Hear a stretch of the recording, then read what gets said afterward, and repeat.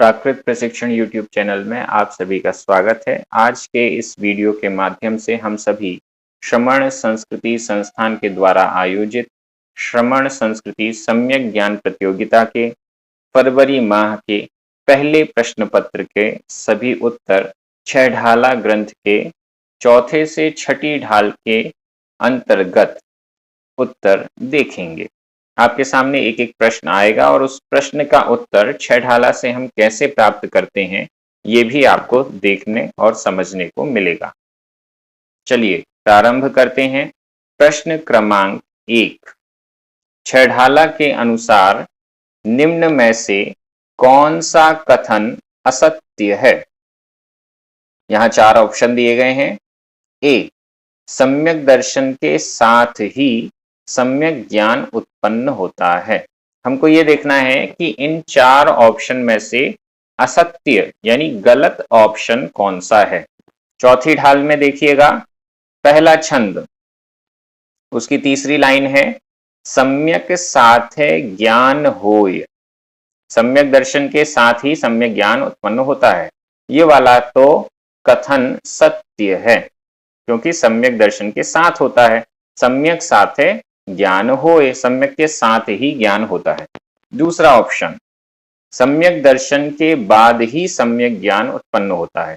जब हमने पहले वाले ऑप्शन में देख लिया कि सम्यक दर्शन के साथ ही सम्यक ज्ञान उत्पन्न होता है, जैसे ही सम्यक दर्शन होता है वैसे ही जितना भी ज्ञान हमारे पास है वह सब सम्यक ज्ञान कहलाने लग जाता है।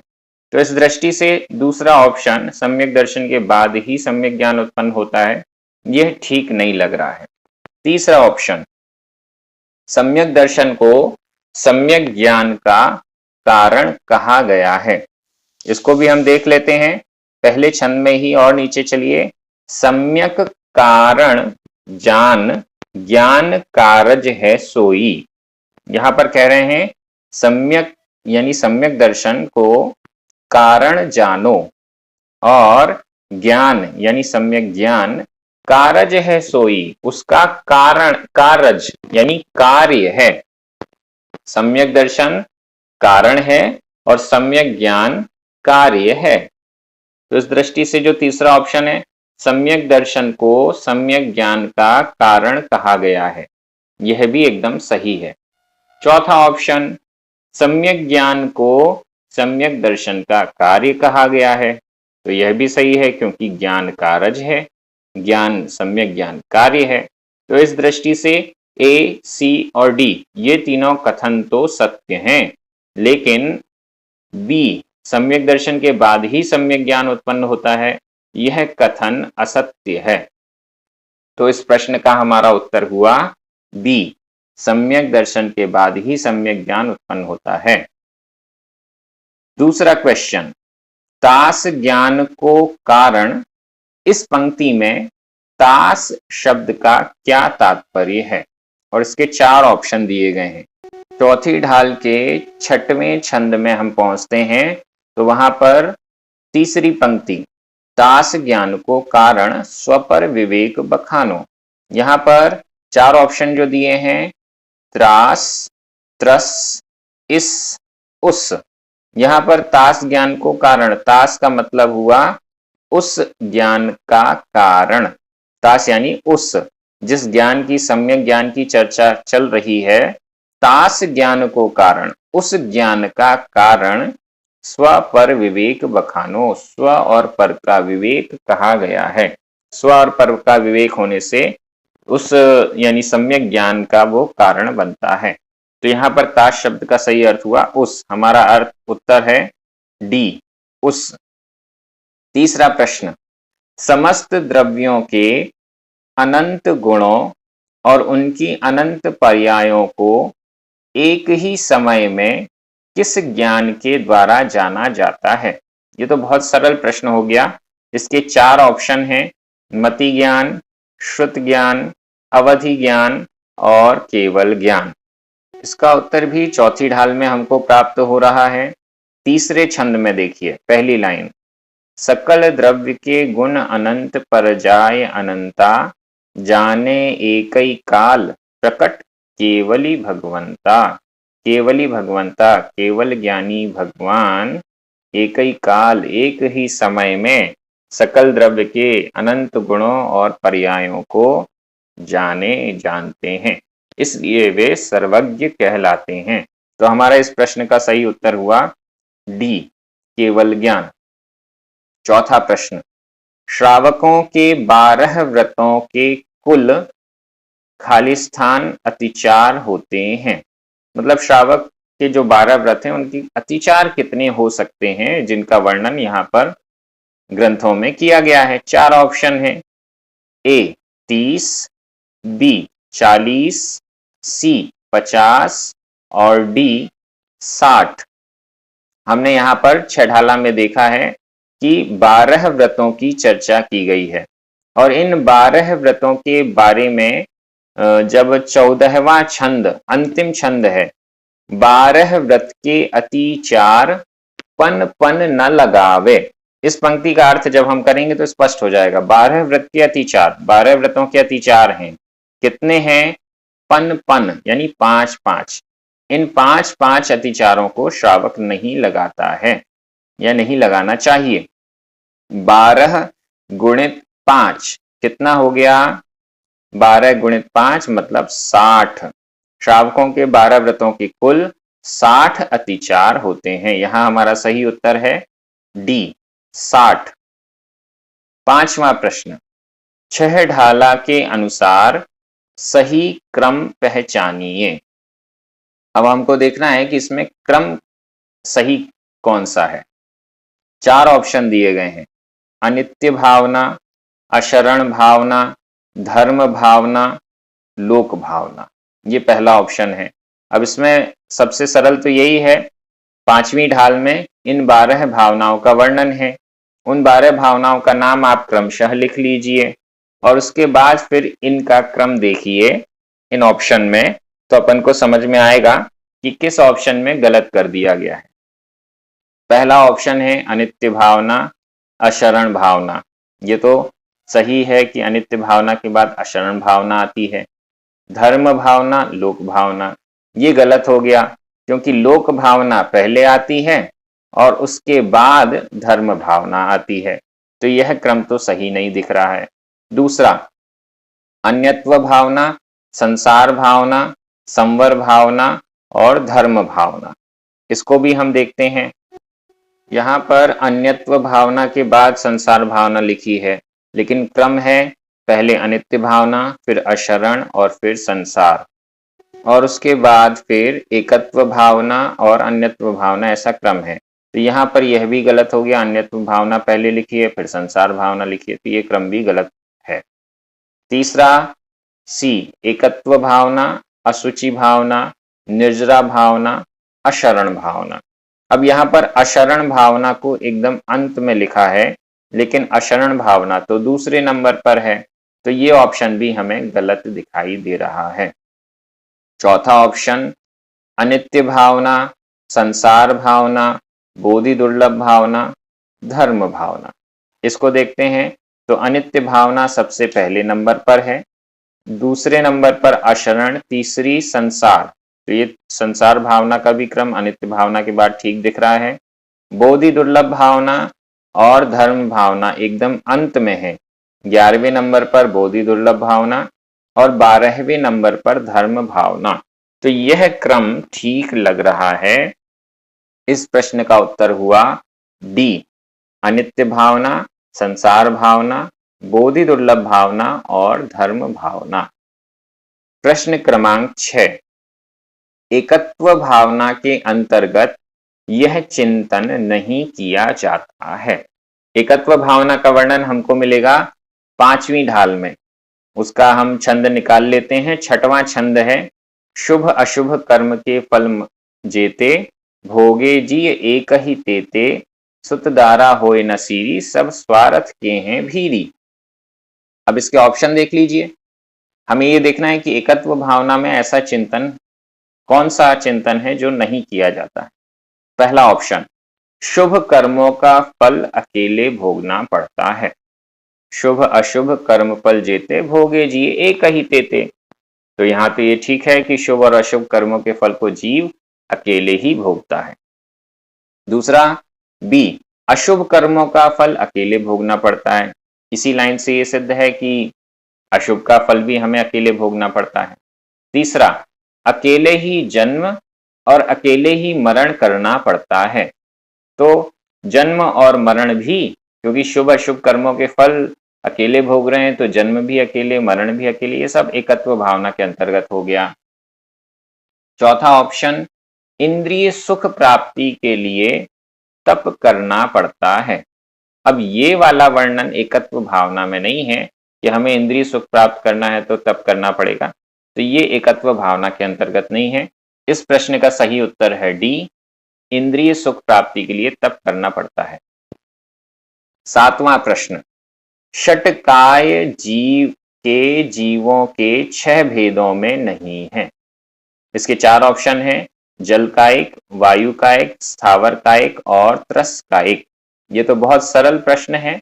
षटकाय के जीव, यहां पर 6वीं ढाल में षटकाय जीवों के वर्णन तो नहीं है, लेकिन जब अहिंसा महाव्रत का वर्णन किया गया तो वहां पर कहा कि षटकाय के जीवों की हिंसा जो नहीं करते हैं वे महाव्रती कहलाते हैं। सबसे पहली लाइन पहले छंद की, षटकाय जीवना हननते, षटकाय के जीवों की हनन यानी हिंसा नहीं करने से। अब षटकाय के जीव कौन है? 5 स्थावर और 1 त्रस, पृथ्वी कायक, जल कायक, अग्नि कायक, वायु कायक और वनस्पति कायक, और फिर 6वां हुआ त्रस कायिक। ये 6 षटकाय के जीव कहलाते हैं। अब यहां ऑप्शन में हमको सी ऑप्शन मिल रहा है, स्थावर कायिक।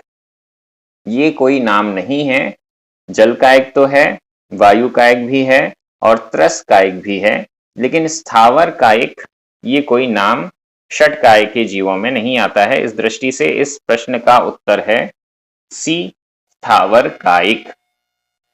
8वां प्रश्न, स्वरूपाचरण के विषय में निम्न में से कौन सा कथन असत्य है? स्वरूपाचरण का विषय कहां पर आया है? 6वीं ढाल में आया है।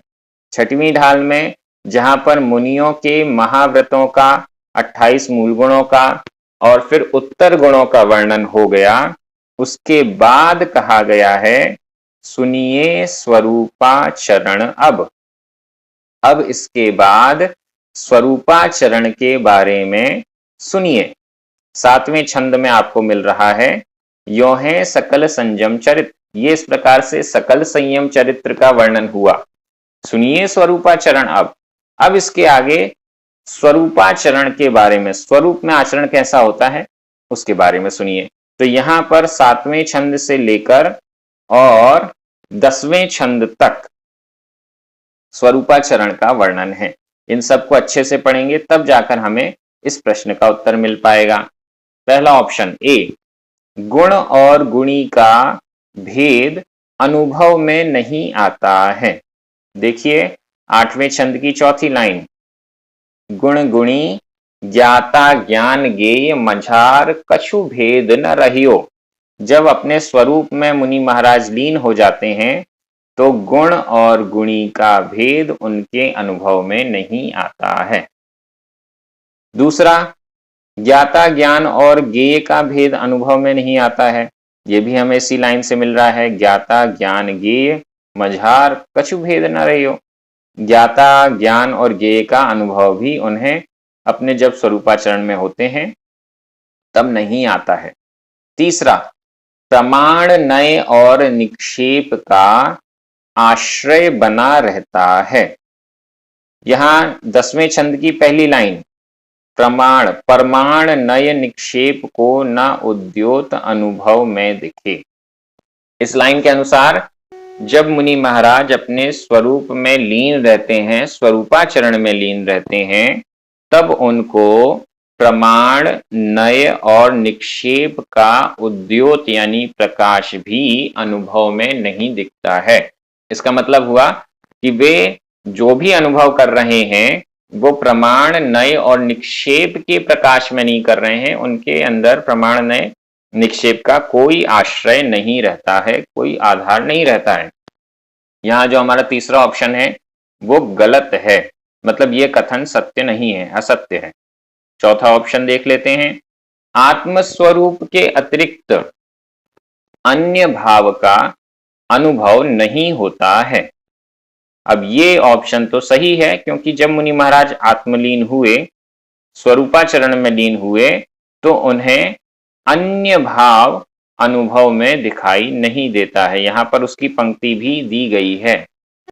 10वें छंद की ही दूसरी पंक्ति को देखिए, दृग ज्ञान सुख बलमय सदा नहीं आन भाव जू मोह विखे। नहीं, नहीं है आन भाव, अन्य भाव, मोह विखे मुझ में। ऐसा अनुभव मुनि महाराज स्वरूपाचरण में करते हैं। आत्मस्वरूप के अतिरिक्त अन्य कोई भी भाव उनके अनुभव में नहीं आता है। तो इस दृष्टि से यहाँ इस प्रश्न का सही उत्तर है सी, प्रमाण, नय और निक्षेप का आश्रय बना रहता है। 9वां प्रश्न, छह ढाला की रचना कब पूर्ण हुई? अब इसमें 4 ऑप्शन हैं, विक्रम संवत 1891, विक्रम संवत 1981, ईसवी सन 1891 और ईसवी सन 1981। इसका उत्तर हमें छह ढाला के अंतिम छंद से, जो छठवीं ढाल के लास्ट में है, उसका पहला छंद, लास्ट से पहला दूसरा, ये 2 छंद लास्ट में है। इक नव वसु इक वर्ष की तीज सुकल वैसाख। इक 1, नव 9, वसु यानी 8, इक यानी 1 वर्ष की 1981। लेकिन हिंदी में या जब भी किसी ग्रंथ में, चाहे संस्कृत का हो या प्राकृत का हो, जब भी कोई डेट या संख्या दी जाती है तो वो उल्टी दी जाती है। जैसे हम हिंदी में भी कहते हैं 81, तो 1 पहले 81 और 80 बाद में, तो इसका नंबर चेंज कर दीजिए, तो 1891 ये इसका सही वर्ष हो गया। 1891। अब यह विक्रम संवत है या ईसवी सन है, ये हमें समझना पड़ेगा। अगर ईसवी सन होता तो अभी अभी की बात हो जाती कि अभी 1981 या 1891 ईसवी सन, तो ये नहीं है। यहाँ पर ग्रंथों में ईसवी सन की चर्चा ना करके विक्रम संवत आदि पुराने संवतों की बात की जाती है। छठाला की प्रस्तावना में हम देख रहे हैं, तो वहां पर पंडित दौलत राम जी का परिचय है और उसमें विक्रम संवत 1923 में आपका देहावसान हुआ। 1923 में आपका स्वर्गवास हुआ था विक्रम संवत के। अब विक्रम संवत के 1923 में अगर देहावसान हुआ, तो निश्चित रूप से विक्रम संवत 1923 के बाद इस ग्रंथ की रचना होना संभव नहीं है। सिर्फ एक ऑप्शन ही सही है, विक्रम संवत 1891। इस प्रकार से हम इसका सही उत्तर है देख रहे हैं ए, विक्रम संवत 1891। 10वां और अंतिम प्रश्न, निम्न में से कौन खड़े होकर आहार ग्रहण करते हुए शोभा को प्राप्त होते हैं? 4 ऑप्शन हैं, अरिहंत, मुनि, आर्यिका, व्रती, गृहस्थ। बहुत सरल प्रश्न है। अरिहंत भगवान तो आहार ग्रहण करते नहीं हैं। मुनि महाराज, आर्यिका माता जी और व्रती गृहस्थ, ये 3 ही आहार ग्रहण करते हैं। इसमें मुनि महाराज कैसे आहार ग्रहण करते हैं, उनकी चर्या का वर्णन 6वीं ढाल में बताया गया है। वहां पर उन्होंने स्पष्ट किया है कि मुनि महाराज एक बार दिन में लें आहार। 6वां छंद देखिए, एक बार दिन में लें आहार, खड़े अलप निज पान में। एक बार दिन में आहार लेते हैं, वो भी खड़े होकर खड़गासन में, अलप बहुत कम मात्रा में, निज पान में अपने हाथों में ही आहार ग्रहण करते हैं। तो इस दृष्टि से मुनि महाराज तो खड़े होकर आहार ग्रहण करते हैं। आर्यिका माता जी खड़े होकर आहार नहीं ग्रहण करती, बैठकर आहार ग्रहण करती हैं।